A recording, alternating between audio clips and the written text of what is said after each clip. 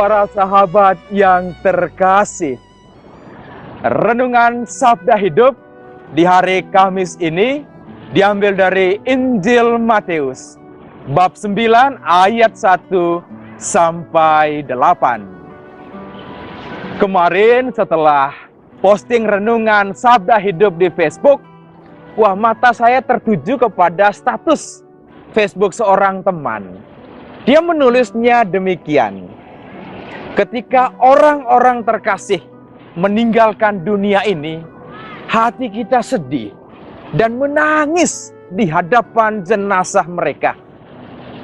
Bahkan kita meminta supaya mereka kembali hidup bersama-sama dengan kita. Tetapi ketika orang-orang terkasih itu masih hidup, bahkan ketika menderita karena sakit, kita bahkan tidak punya waktu 1 detik, 1 menit, 1 jam, 1 hari untuk memperhatikan mereka. Setelah saya membaca, saya merenungkan demikian. Kenyataan itu sering terjadi. Dan masuk pada Injil hari ini, berbeda sekali pengalaman yang terjadi dalam Injil. Bagaimana keselamatan itu bukan saja buah kesalehan pribadi saja, tetapi juga buah kesalehan sosial bersama dengan yang lain. Bagaimana iman orang-orang yang membawa si lumpuh tadi ke hadapan Tuhan Yesus. Mereka melawan stigma yang mengatakan orang sakit itu karena dosa. Mereka tidak memperhatikan apa yang menjadi stigma orang. Tetapi niat mereka yaitu menghantar orang ini ke hadapan keselamatan Tuhan Yesus. Dan menarik sekali, Tuhan Yesus menjemput mereka. Kagum terhadap iman orang-orang ini. Dan kepada si lumpuh dia berkata, dosamu sudah diampuni. Di hadapan Tuhan Yesus, kita mengalami apa yang disebut dengan pengampunan.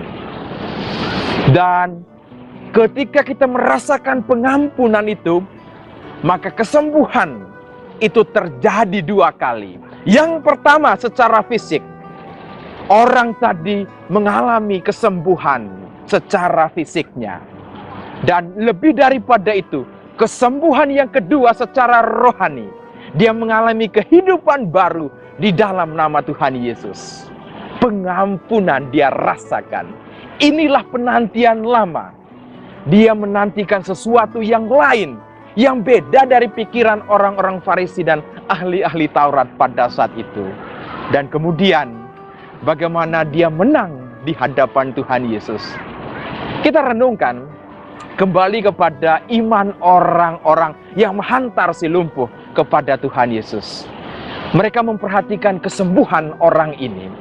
Dan kalau kita renungkan, kita masih punya kesempatan sebelum terlambat untuk mencintai, memperhatikan orang-orang terkasih.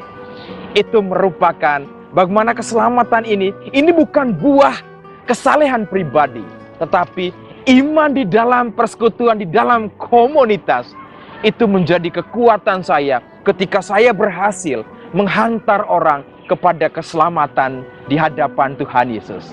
Pertanyaannya demikian, sudah berapa orang kita menghantar orang-orang lain yang merindukan kasih pengampunan di hadapan kasih Tuhan Yesus?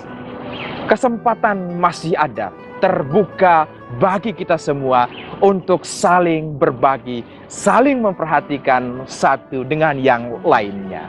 Teruslah melangkah. Sabda Tuhan, sabda hidup. Tuhan Yesus memberkati, Bunda Maria merestui. Amin.